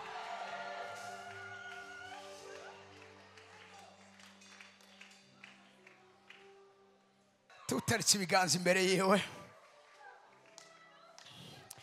ndashaka kuzamura ijwi ryawe just umushimire kuko yadesize vyamuhimbaye kuguhindura igisekuzo gisha gifise amenyo kugira ngo usobore guhuragura imisozi yose uyinoze. Siko umuntu afise umusozi imbere yiwe urasoye kuhuragura aka kanya nyene ukawunoza mu izina rya Yesu. Zamura amazwi yanyu muri kino kiba rabrasi yakatosh rasa bratakate. Ibisekuzo bisasa bifise amenya karishe. Zamura amazwi yanyu muri kino kibanza, huragura iyo misozi. Nababwiye abantu b'amarembo bacimanza ku marembo, bacira imanza ku marembo, bahagara amarembo bagacimanza. Pada kabadosa tadaye mu misegonda 30 huragura iyo misozi uyinoze mu izina ya Yesu. Ikiku turambi makabakataya umusozi wo kutaguka ndawunogeze ku buzima bwawe mu izina rya Yesu Kristo. Umusozi wo kudakomera ndawunogeze mu izina rya Yesu.